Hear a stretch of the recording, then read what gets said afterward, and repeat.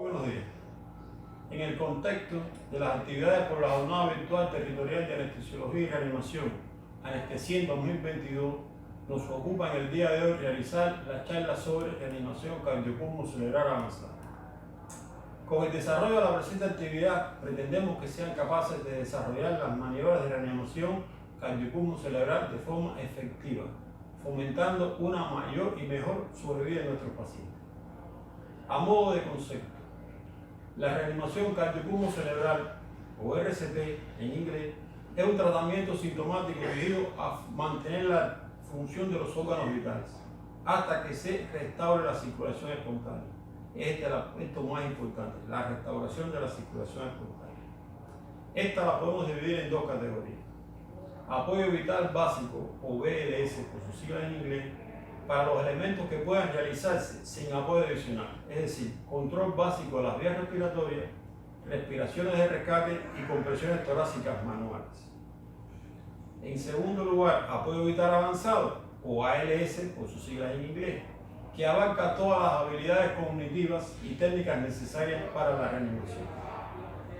Las líneas que separan el apoyo vital básico del apoyo vital avanzado han tendido a desaparecer en fechas recientes, con la introducción de los desfibriladores externos automáticos DEA de acceso público y la comprensión de que las compresiones torácicas cerradas, efectivas e ininterrumpidas mejoran el resultado más que cualquier tratamiento avanzado. Los componentes principales de la reanimación del paro cardíaco son las vías respiratorias, la respiración o ventilación, la circulación, las drogas y la terapia eléctrica, es decir, A, B, C, D y E. Vamos a comenzar con el componente A, que es la vía aérea. La intubación endotraqueal es la mejor forma de control de las vías respiratorias, porque previene la broncoaspiración y permite la ventilación efectiva. Los dispositivos supraglóticos, llámese máscaras, cánulas laringeas, Convitube, Fast Track, etc., también pueden utilizarse con buenos resultados. Pasaremos al componente B, que es la ventilación. La ventilación inadecuada permite la insuflación de aire en el estómago, la que causa distensión gástrica e impide la ventilación, y de este modo aumenta el riesgo de regurgitación o broncoaspiración y rotura gástrica. Los volúmenes recomendados para producir una elevación perceptible de la pared torácica en los adultos es de 0,5 litros aproximadamente. Se debe hacer una pausa por 2 respiraciones después de cada 30 compresiones torácicas. Y la intubación traqueal o endotraqueal proporciona el mejor control de la ventilación sin preocupación por distender el estómago. Con una vía respiratoria supraglótica o una sonda endotraqueal instalada, la ventilación puede proceder sin sincronizar con las compresiones torácicas, es decir, se aplica en vez de 32, 30 días, compresiones de ventilación sin pausa. No debemos nunca ventilar con presión positiva intermitente durante la reanimación, porque esta pudiera tener varios efectos indeseables, como aumentar la presión intratorácica, que a su vez reduce el retorno venoso y además también reduce el gasto cardíaco. Por consiguiente, se reduce la presión de perfusión coronaria y cerebral, y todo esto disminuye la supervivencia. Ahora pasaremos al componente C, que es la circulación. Fisiología de la circulación o del flujo sanguíneo durante las compresiones torácicas cerradas. Se han sugerido dos teorías sobre los mecanismos que justifican el flujo sanguíneo. Primero, mecanismo de la bomba cardíaca. ¿Qué nos dice esta teoría? Que la presión sobre el tórax comprime el corazón entre el esternón y la columna vertebral. Este a su vez eleva la presión en las cámaras ventriculares, cierra las válvulas auriculoventriculares y expulsa la sangre hacia los pulmones y la aorta. Durante la fase de relajación de las compresiones torácicas cerradas, la expansión de la caja torácica genera una presión intratorácica subatmosférica que facilita el retorno venoso, abre las válvulas mitral y tricuspide, permitiendo que la sangre llene los ventrículos. La presión en la aorta hace que la válvula se cierre y permite la perfusión arterial coronaria. En cuanto al mecanismo de la bomba torácica, El aumento de la presión intratorácica causada por la depresión external empuja la sangre fuera del tórax. Como hay una diferencia de presión importante entre la arteria carótida y la vena yugular interna, se favorece el flujo sanguíneo a la cabeza. Por otra parte, la falta de válvulas en la vena cava inferior produce menos resistencia al flujo retrógrado, por lo que hay poco flujo sanguíneo a los órganos por debajo del diafragma. Cualquiera que sea el mecanismo predominante, el flujo sanguíneo corporal total, es decir, el gasto cardíaco, se reduce hasta un 33% respecto al normal durante las compresiones torácicas cerradas, por lo que casi todo el flujo sanguíneo se drena a los órganos por encima del diafragma y el flujo visceral abdominal y en las extremidades inferiores se reduce hasta un 5%. Técnicas de compresión torácica cerrada. En situaciones de urgencia es difícil detectar un pulso en la arteria carótida y no deben dedicarse más de 10 segundos a la búsqueda de este. Si no se percibe, entonces se inician de manera inmediata las compresiones torácicas cerradas. La víctima debe estar en una posición supina, en una superficie firme y la cabeza a nivel del corazón para que la perfusión cerebral sea adecuada.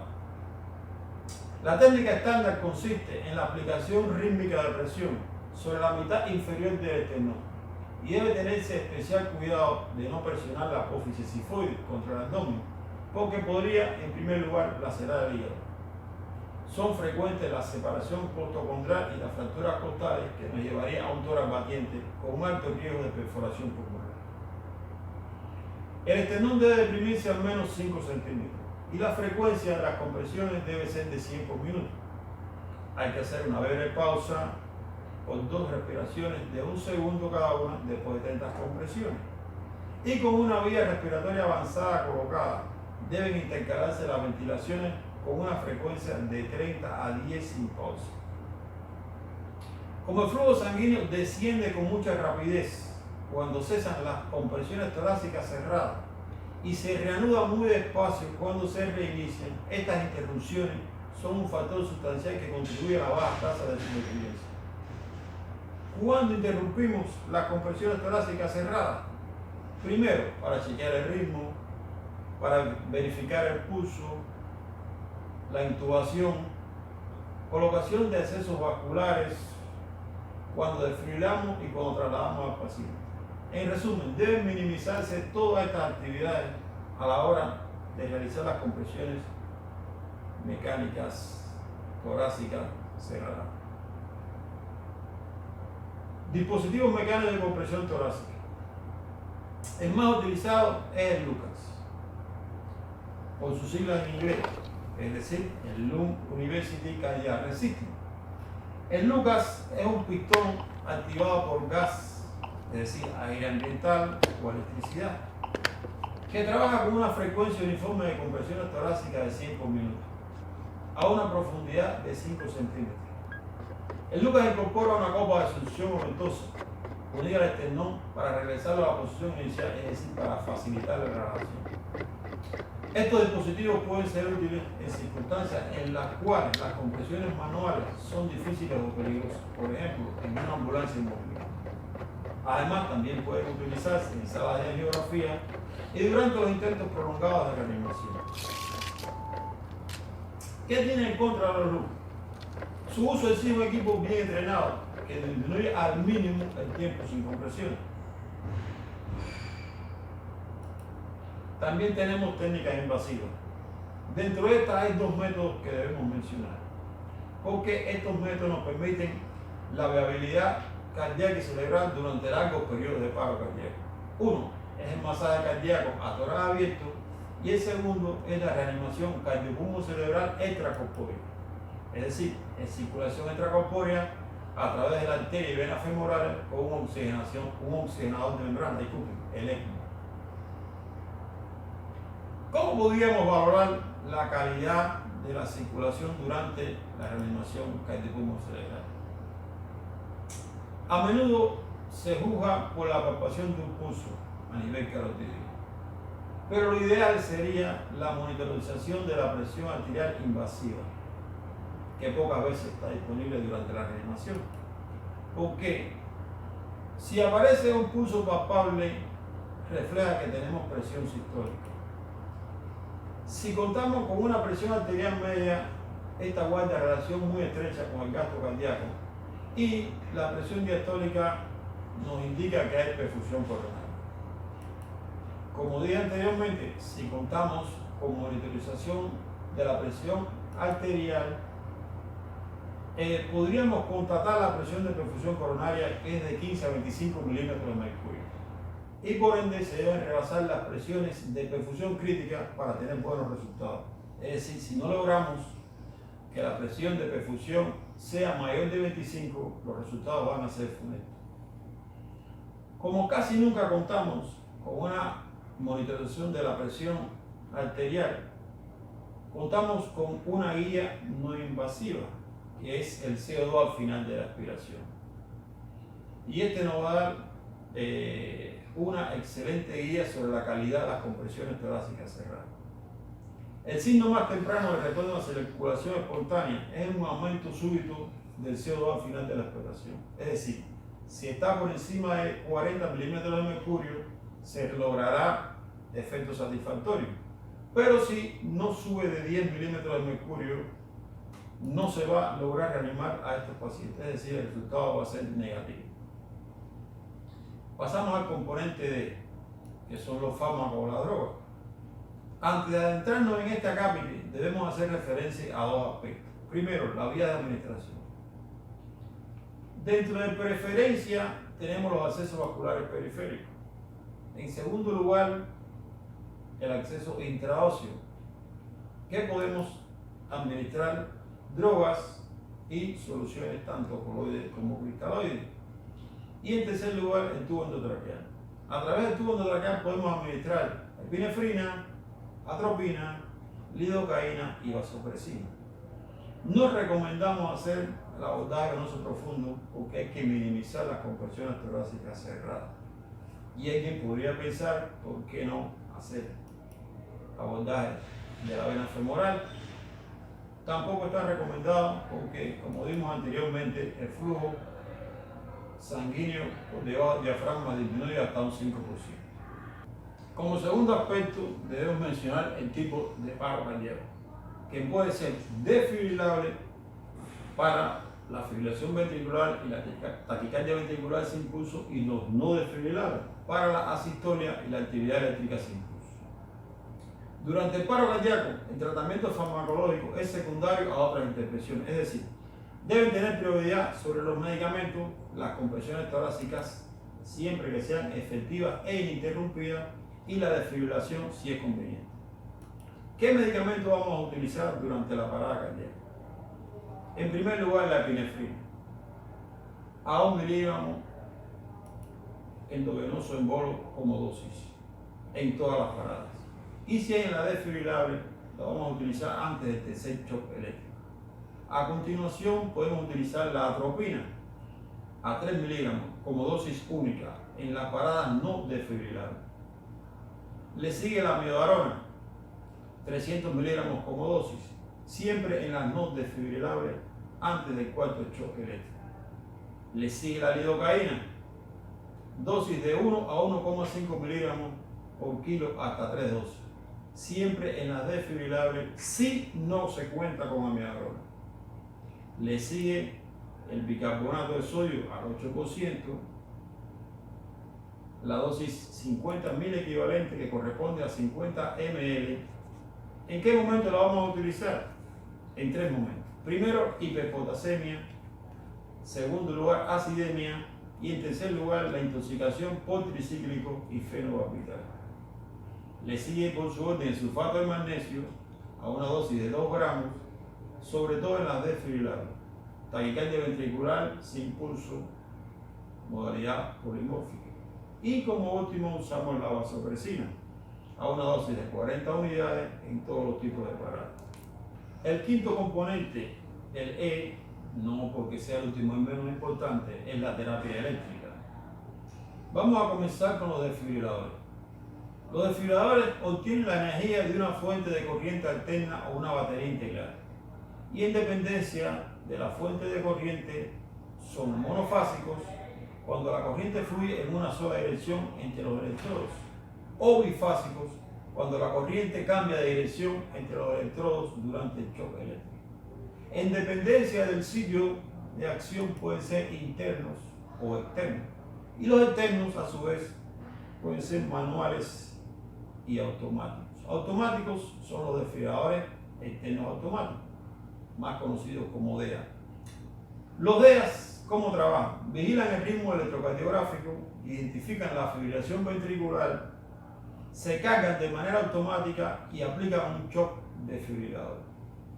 Usan algoritmos exactos con una especificidad casi perfecta y casi nunca van a desfibrilar un ritmo no desfibrilatorio. En segundo lugar, vamos a hablar de la fibrilación ventricular, que es el patrón electrocardiográfico más frecuente observado durante el paro cardíaco súbito en el adulto. Y el único tratamiento efectivo es la desfibrilación eléctrica. ¿Qué ocurre con un corazón fibrilante? Este tiene alto consumo de oxígeno, tiene una isquemia miocárdica creciente y cada vez menos tiempo hasta que el daño cerebral sea irreversible. ¿Cómo evoluciona una fibrilación ventricular en el tiempo? Bien, una fibrilación ventricular no tratada cuenta de tres fases: una fase eléctrica, una fase circulatoria y una fase metabólica. ¿Qué ocurre durante la fase eléctrica? Durante los primeros minutos de parada, aproximadamente 4 minutos, ocurre o comienza esta fase eléctrica, donde la desfibrilación temprana, aproximadamente 8 minutos, es crucial para el éxito. Y es la razón para la cual el acceso público a los desfibriladores externos automáticos ha sido provechoso.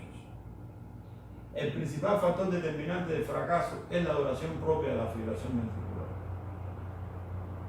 En segundo lugar, tenemos la fase circulatoria o hemodinámica, que abarca los siguientes 10 a 15 minutos de parada, cuando la perfusión al miocardio del cerebro con sangre oxigenada es crítica. La intervención más importante durante esta fase son las compresiones torácicas cerradas, antes que cualquier intento de fibrilación.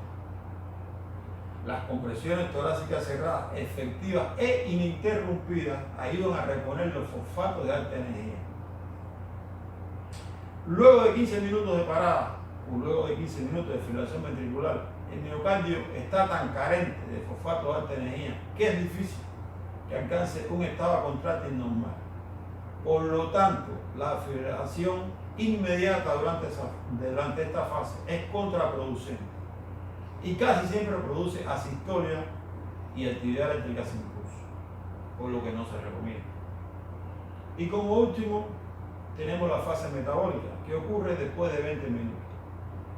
La lesión isquémica miocárdica y cerebral es tan grave que no está claro cuáles intervenciones tendrán éxito. En esta fase no nos quedaría otro remedio que acudir a las técnicas invasivas, es decir, masaje cardíaco a corazón abierto o reanimación cardiopulmonar extracorpórea. ¿Cuáles son las causas reversibles de parada cardíaca? Tenemos 4H y 4T, comenzando por la H. En primer lugar, hipoxia. En segundo lugar, hipovolemia. En tercer lugar, hipotermia o hipertermia, en este caso hipertermia maligna. Y en cuarto lugar, hiperpotasemia, hipopotasemia, hipocalcemia, hasta llegar a la acidemia. Dentro de las 4T mencionaremos como primer lugar al neumotor a tensión, segundo lugar taponamiento cardíaco, en tercer lugar la trombosis, que puede ser pulmonar o cardíaca, en este caso tromboembolismo pulmonar y cardíaca, infarto agudo del miocardio. Y en cuarto lugar la toxina. Cuando hablamos de toxina nos vamos a referir a toda sustancia que puede provocar un envenenamiento o dosis altas de medicamentos. Puede ser relajantes musculares, cualquier tipo de medicamento. Y debemos utilizar antídotos siempre que estén disponibles. Por ejemplo, si usó alta dosis de morfina, debemos usar como antídoto naloxona. Si fue amitriptilina u otro antidepresivo tricíclico, usamos bicarbonato. Si utilizó prazolam, midazolam, etc., usamos flumazenil, y si es por algún relajante muscular, podemos usar, en este caso, neostigmina, sugammadec, etc. ¿Cuáles son los cuidados por resucitación? Para obtener un resultado óptimo, después que se logre restablecer la circulación espontánea, se deben corregir todas las causas reversibles de reanimación, todas las causas reversibles de paro. Por lo que los pacientes serán trasladados a una unidad de cuidado intensivo, a la UCI. Esta debe incluir, primero, intervención coronaria percutánea, tratamiento dirigido a la temperatura.